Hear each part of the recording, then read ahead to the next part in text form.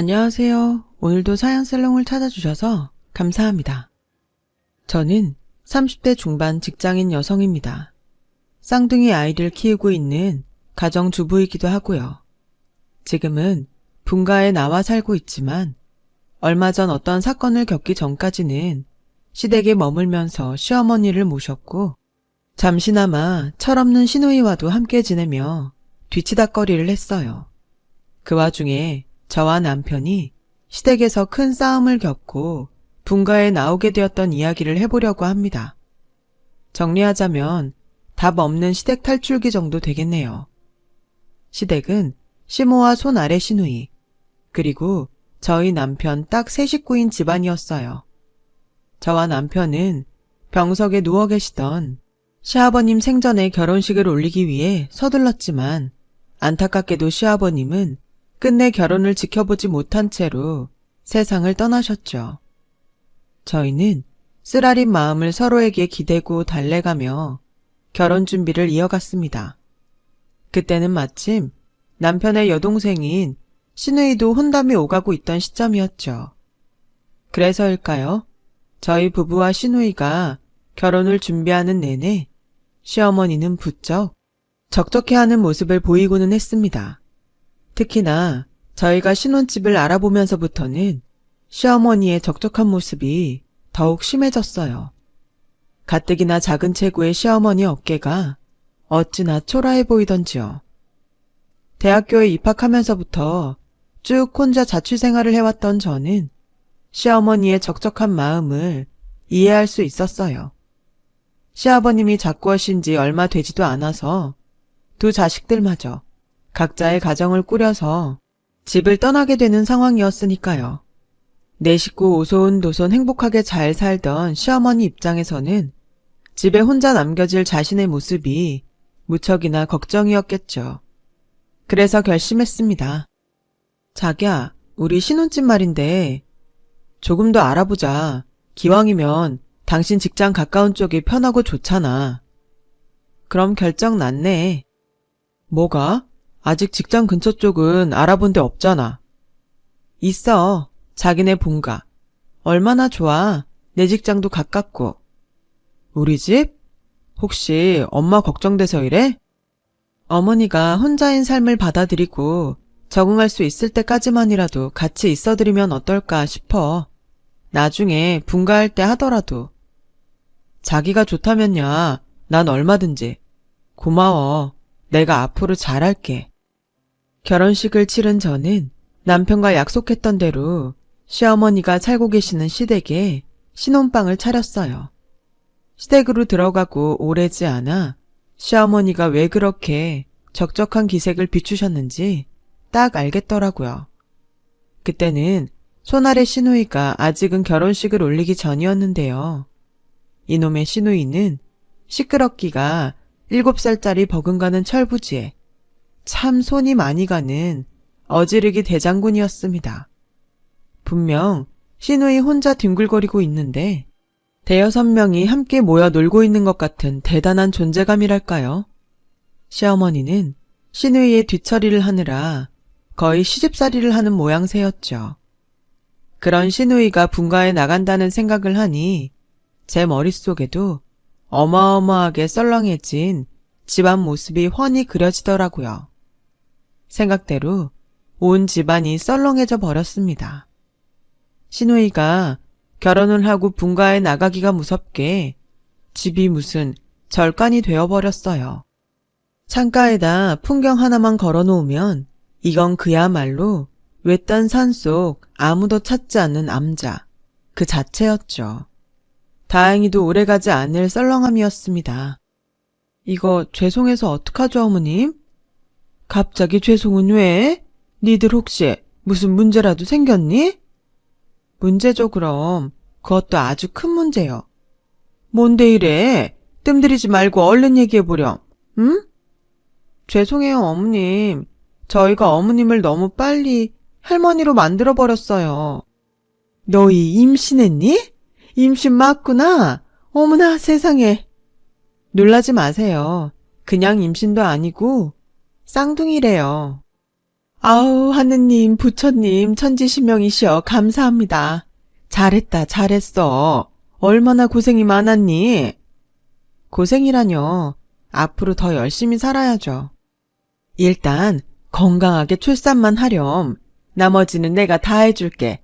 산후조리도 내가 다 해주고 쌍둥이도 내가 맡아서 키워주마. 며느리도 딸 자식이라잖니. 엄마 입장으로 해주는 거니까 부담 갖지 말고. 시어머니는 발까지 동동 굴러가며 기뻐했습니다.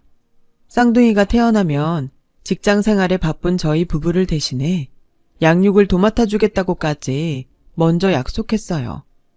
행복했고 너무 감사했죠. 쌍둥이가 학교에 입학할 때까지만이라도 직장을 잠시 그만두어야 하나 고민하고 있던 참이었거든요. 솔직하게 말씀드리자면 내가 쌍둥이 아이들에게 모자람 없이 올바르고 훌륭한 엄마가 되어줄 수 있을까? 하는 걱정이 꽤 컸습니다. 왜 그렇잖아요. 아이 하나에 모든 사랑을 집중하기에도 힘든 일이 육아인데 저희는 첫 아이인데다가 쌍둥이였으니까요.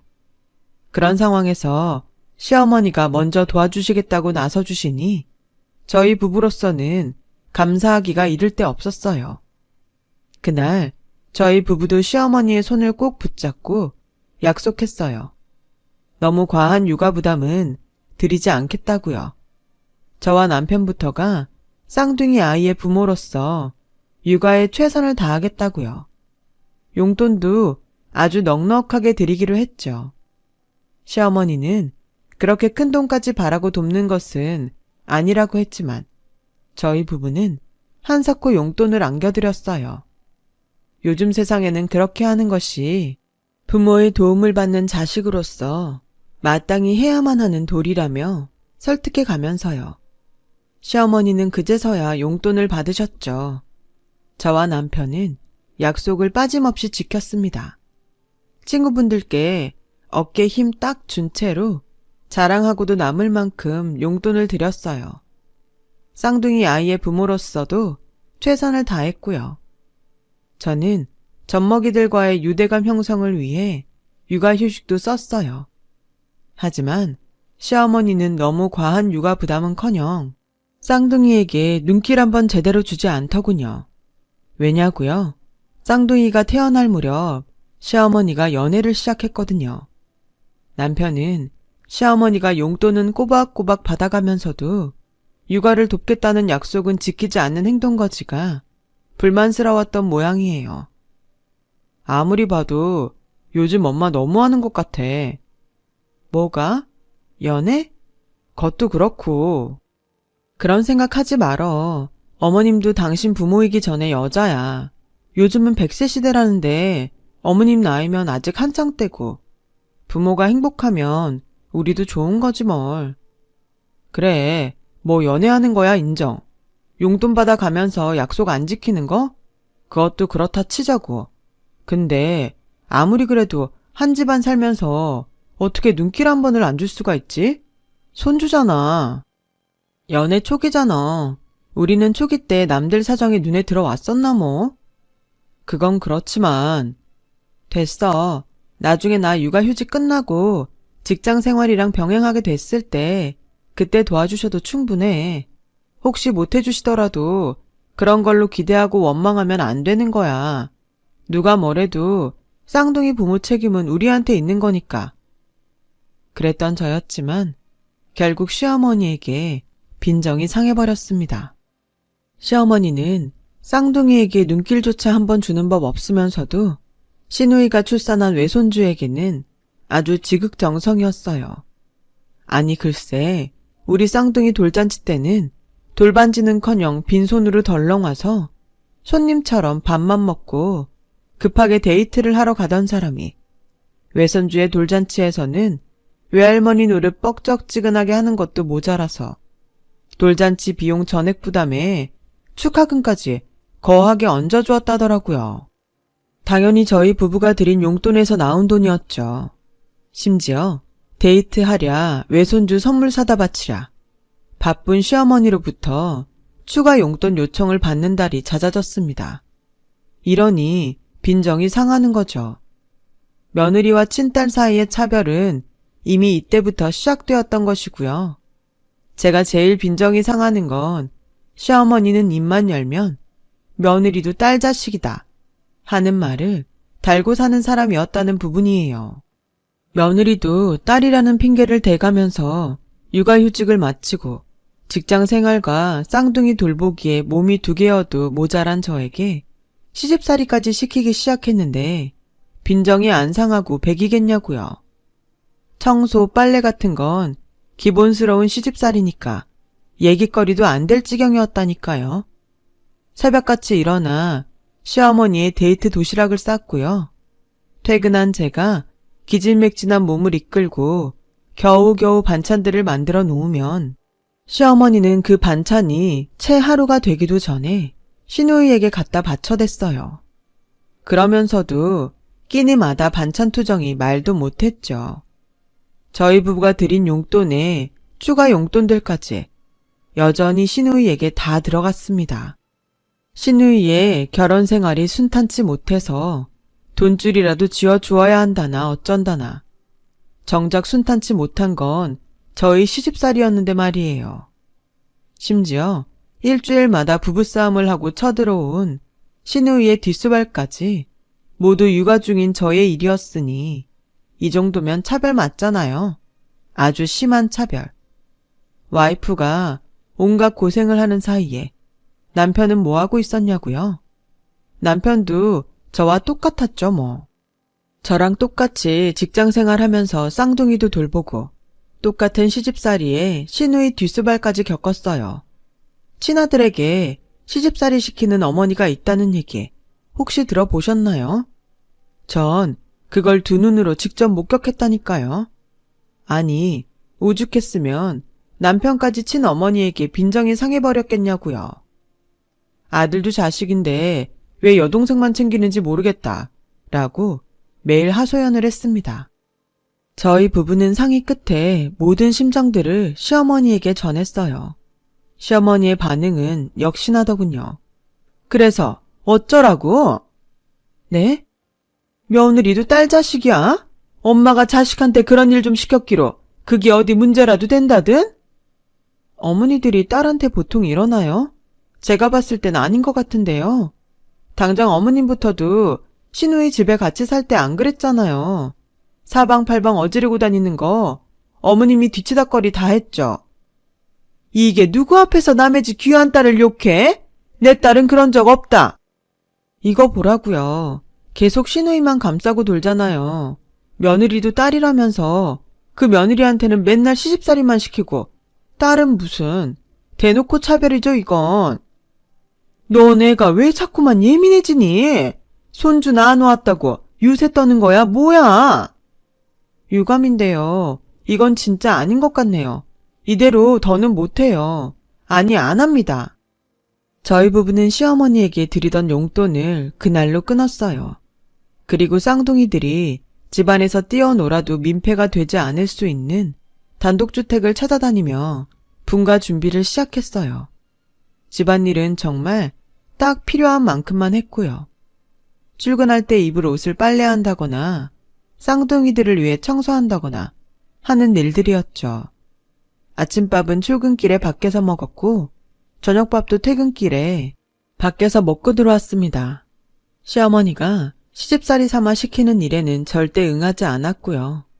물론 시어머니에게 무언가를 해달라고 부탁하지도 않았어요. 한편으로는 쌍둥이 육아에 최선을 다했고요. 부부가 집에 있는 모든 시간에는 직접 정성 들여 돌보았고 부득이 직장에서 일을 해야 하는 낮 동안에는 쌍둥이를 돌보아 주실 여사님을 따로 모셨죠. 그러던 어느 날 시어머니가 저희 부부를 무척이나 조심스럽게 불러 앉히더군요. 시어머니는 한참이나 뜸을 들이다가 한마디를 툭 던졌습니다. 나 임신했다. 아, 네. 완전 축하드려요. 건강 신경 쓰셔야겠네요. 솔직히 살짝 놀라기는 했지만 그래도 저희 부부는 진심 가득한 미소로 시어머니의 임신을 축하했습니다. 아무리 사이가 틀어졌다고는 해도 새 생명의 탄생은 축복받아 마땅한 것이라고 생각했으니까요. 하지만 이어지는 시어머니의 이야기가 저희 부부의 축하를 싹 사라지게 만들었어요. 너희가 키워 너희 호적에도 올리고. 네? 그게 무슨 말씀이세요? 벌써부터 기가 먹었니? 너희 호적에 올려서 너희 자식으로 키우라니까는. 진심 아니시죠? 농담이잖아요. 그쵸? 내가 이 나이 먹고 애 뵌 것도 남사스러운데 농담 따먹게 하게 생겼니 지금? 어머님, 이 애는 앞으로 평생 니들 자식이야. 그렇게 생각하고 쌍둥이 키우는 김에 니들이 알아서 키워. 얼마나 고마운 일이니? 애 낳는 고통 한 번 더 겪지 않아서 좋고. 그걸 지금 말씀이라고. 아니, 정말 어디까지 보여주시려고 이래요. 며느리도 딸 자식이라면서요. 딸 자식 앞에서 얼마나 밑바닥까지 더 보여주려고 이래요 대체. 더 따질 것 없다. 어른이 그렇게 정했으니 젊은 놈의 것들은 고개나 넙죽 숙이면서 시키는 대로 따르기만 하면 돼. 말 같은 소리를 좀 하세요. 그야말로 미치고 팔짝 뛸 노릇이었습니다. 쌍둥이에게만 모든 사랑을 쏟아주기에도 서투른 초짜 부모인데 시어머니의 늦둥이까지 맡아서 키우라니요. 심지어 저희 부부의 호적에까지 올리라니 그게 말인가요? 방귀인가요? 호적에 올려서 키우면 그럼 그 늦둥이는 저희의 자식이 되는 건가요? 아니면 남편의 형제가 되는 건가요? 이게 어느 집구석 개족보냐고요. 더 가관인 건 늦둥이의 아버지 되는 사람으로부터 양육을 거절당하고 헤어지기까지 했으니 모든 양육비를 저희 부부가 알아서 하라는 것이었습니다. 그런 이야기를 듣는 내내 저는 제가 무슨 막장 드라마 주인공이라도 되는 줄 알았다니까요. 저와 남편은 당연히 크게 반대했죠. 시어머니가 옆에서 뭐라 떠들거나 말거나 귓등으로도 듣지 않았어요. 대꾸 한번 하지를 않았습니다. 고민할 주제도 못 되고 의논할 가치도 없는 이야기였으니까요. 하지만 정신 나간 시어머니는 눈썹 하나 까딱하지를 않더군요. 노산이라는 핑계를 대가며 산부인과도 최고급, 산후조리원도 최고급으로 우겨대지를 않나. 물론 그 비용은 모두 저희 부부에게 떠넘기려고 했죠. 참 사람이 이 정도로 염치가 없어도 되나 싶었습니다. 솔직히 사람 맞나 싶었어요. 시어머니의 희괴한 행동은 거기서 그치지를 않았어요. 저희 부부가 끝끝내 반대하고 나서자 그런 저희 부부에게 본때라도 보여주겠다는 듯이 가혹한 시집살이에 더욱 박차를 가하더군요. 이건 뭐 거의 머슴살이나 하라는 수준이었죠. 그래서 어떻게 했냐고요? 저희가 바보는 아니잖아요. 깔끔하게 무시했어요. 더는 들어줄 수가 없었기에 분가 준비를 서둘렀어요. 하루라도 빨리 시어머니의 해괴한 행동으로부터 벗어나고 싶었거든요. 하지만 참다 도저히 안 되겠더라고요. 그래서 저는 대놓고 따졌죠. 차라리 신우이한테 맡겨서 키우라고 그러죠 왜? 걔는 출가 외인이잖니. 시집을 갔으면 그 집 사람이지 우리 집 사람 아니야. 아 그러세요? 그런 사람이 저희가 해드린 용돈이며 반찬이며 왜 다 갖다가 시누이한테 바쳤대요? 어머님도 그 집안 식구인가? 갖다 바쳐? 너는 그게 시애미한테 할 얘기니 그게? 며느리도 딸이라면서요. 딸이 엄마한테 이 정도 얘기도 못하나요? 자기 자식을 딸 호적에 올려서 딸 자식으로 키우라고 강요에 협박까지 해대는 부모가 세상에 어딨어요. 심지어 양육비 한 푼 안 보태줄 거라면서. 퇴바라진 것? 아무래도 내가 아들 장가를 잘못 보낸 모양이다. 말은 바로 해야죠. 이건 제가 시집을 잘못 온 겁니다. 시누이와 며느리 차별 어지간히 하면서도 그게 잘못인 줄도 모르는 몹쓸 시어머니한테. 그래서 자식된 도리를 거부하겠다는 거니 지금? 자식 도리는 혜택이랑 뒷바라지 혼자 다 독차지하는 시누이한테 얘기하라니까요. 친정에서 우리 부부한테서 받아갈 거 다 받아갔으면 그 정도는 해야죠. 차별받을 대로 다 받은 이름만 딸인 저는 안 합니다. 못해요. 그렇게 다툼의 날들이 흘러가게 되었죠. 저희 부부는 시종일관 시어머니 앞에서 당당했어요. 그러는 사이 새 신혼집의 계약금까지 치르게 되었어요. 저희 직장과 도보로 10분 안쪽으로 가깝게 자리한 단독주택이었고 이삿날까지 받아놓고요. 하지만 기분이 영 개운치가 않았습니다. 자꾸만 시어머니에게 쫓겨나는 꼴이라는 느낌이 들었거든요. 하지만 어차피 의절할 예정이었고 이삿짐만 챙겨 분가에 나가면 다시 볼 사이도 아니었으니 괜히 싸운답시고 서로 흠집이나 낼 필요는 없었으니까요. 하지만 일주일에 한 번꼴로 부부싸움을 해왔던 시누이의 불화 원인이 밝혀졌어요. 시누이의 남편이 주식에 손을 댔다가 아주 큰 빚을 졌던 것이 화근이었다더군요. 시누이는 시댁에 쳐들어와 펑펑 울었고 시어머니는 저희 부부에게 또 말도 안 되는 이야기를 꺼냈습니다. 새 신혼집에 지불할 잔금으로 시누이 부부의 빚을 갚아놓으라는 그런 얘기였죠. 이제는 돈까지 몽땅 내놓으라. 참을 수 없었습니다. 의절할 땐 의절하더라도 다시는 저희 부부를 만만하게 보지 못할 만큼 특단의 조치가 필요했어요. 저는 그런 생각을 남편에게 전했고 남편도 같은 생각이었는지 제가 제안한 계획에 아주 큰 도움을 주었어요. 그 계획은 바로 진짜 딸처럼 굴어버리기였어요. 시누이가 결혼 전 저희 부부와 한솥밥 먹던 시절의 행동 그대로를 시어머니에게 해버리는 것이었죠. 골칫덩이 시누이를 롤모델 삼아 행동을 복사했다는 설명이면 딱 맞을 겁니다.